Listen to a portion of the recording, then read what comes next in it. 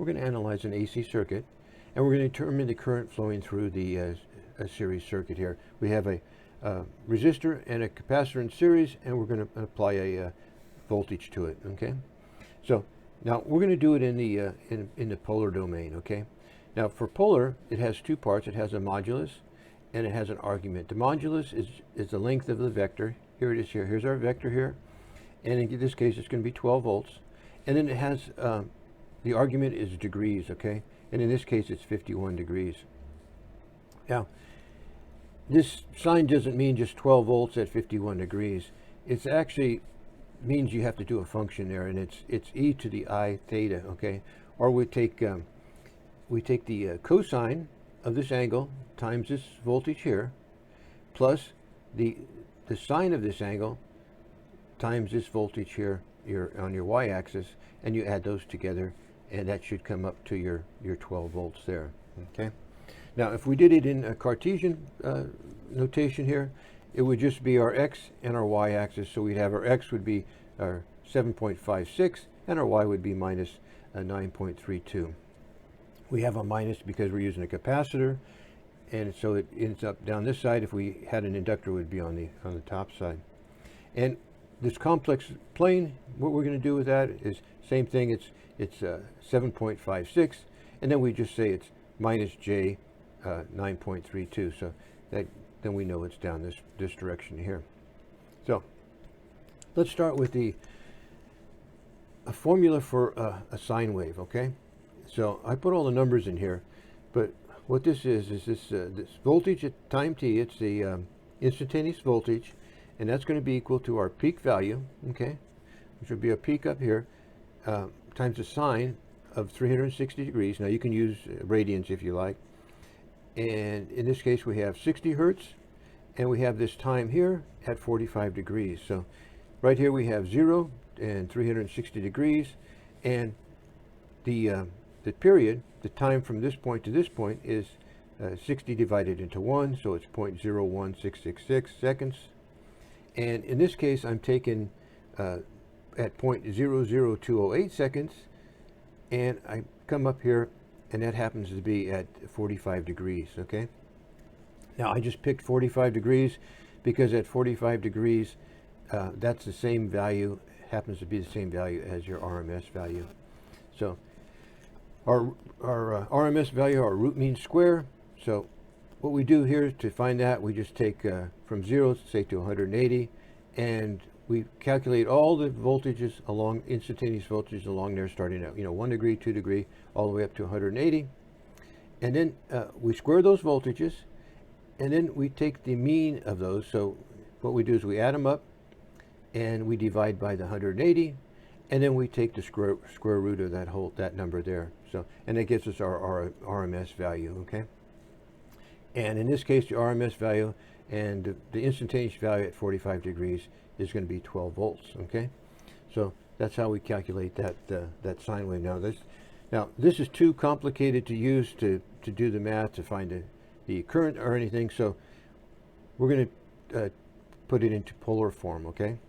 Now, I've seen people do it this way. They'll just take this half, forget this, and they'll say it's 17 at 45 degrees. Well, that doesn't work. Our power supply isn't going to give us any instantaneous voltage at, it's going to give us a sine wave, and it's going to be in the RMS value, and it's going to be 12 volts. Our meter's going to read 12 volts, and 0 degrees. There's nothing after that, okay? We don't have any imaginary numbers in there yet, so we're supplying 12 volts to this circuit here.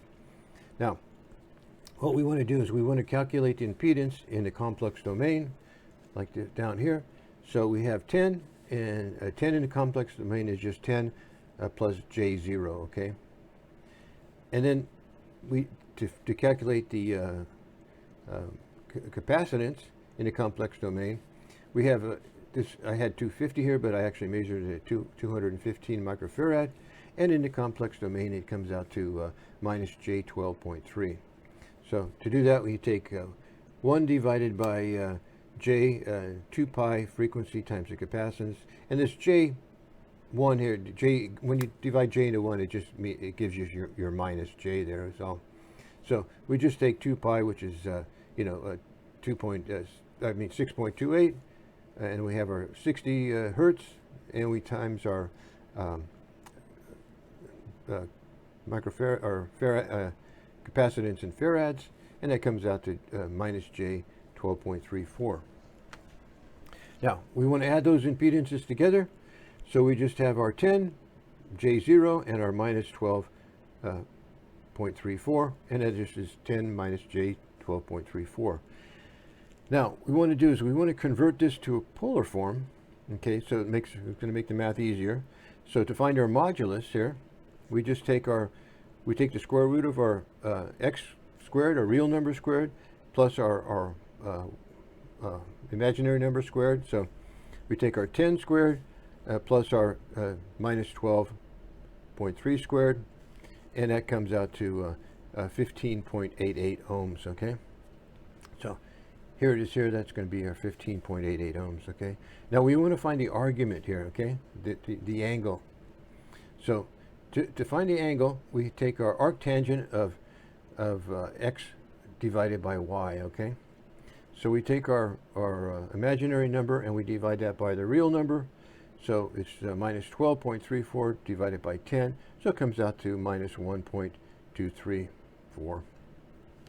And if you take the arctangent of that, that comes out to minus 51 degrees, okay? So in polar form, it looks like this, 15.88, and then with an argument of minus 51 degrees. And that's the same as 10 minus J 12.34, okay? So now that we have our voltage, our 12, and our impedance both in polar form, we can just do Ohm's law and figure out our current. So we divide the moduluses, and then we subtract the phase angles, okay?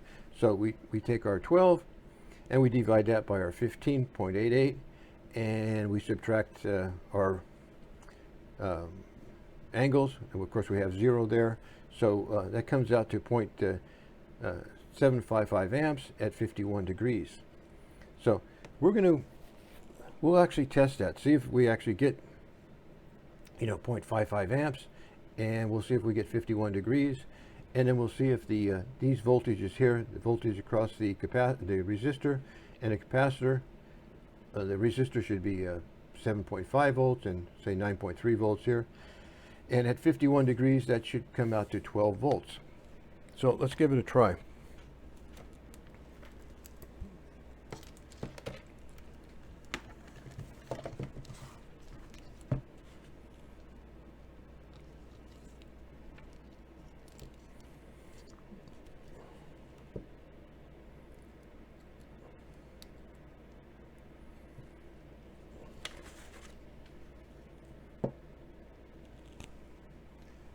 All right, I've got our capacitor. This is going to be our AC volts, and this is going to be our current. The AC, yep.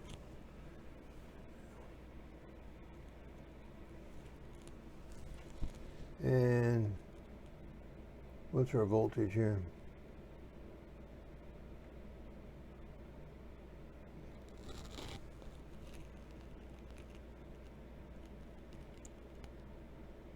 Yeah, that's close. That's pretty close. High voltage coil there. We don't want that. So we have 12 volts, and can you see it on the? There we go. 12, close to 12 volts, and this one here is 0.72. Okay. What did I calculate? 0.75. We can crank this up a little higher here. 12.72 and 12 volts, so pretty close. This resistor and this capacitor is probably not quite 215 microfarads, but we get our 0.73, and we figured 0.55. Okay, let's see if we can measure the voltage across it.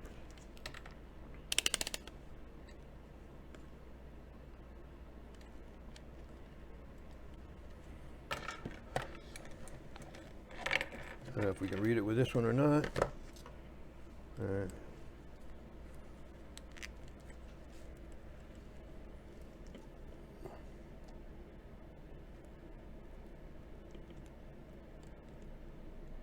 6, I can't see it there, 6.9 volts, and I figured at 7.5, that's close.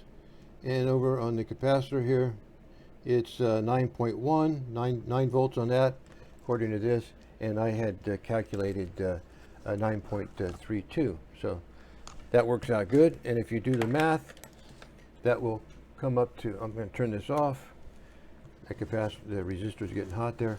And if you do the math here, it was 7 and 9. It comes up pretty close to our 12 there.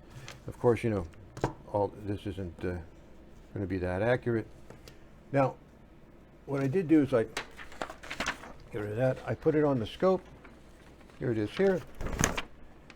And I've got, you know, our peak of 17 volts and RMS value was 12 volts. In this case, it's 12.3 here. And we can see this is our current here leading the voltage there, so that's good. And I calculated the did it on another sheet. Oh, here it is. I calculated the this angle between the two at 56. But I noticed here that I could have brought this. This one here should come over a little bit, and it would probably be closer to the 51. I put it right at these cross points here, but I'm off on this one. So I calculated a 56, but on this one, it should come over. It should be about 51. So I've got the phase angle here is just about right there.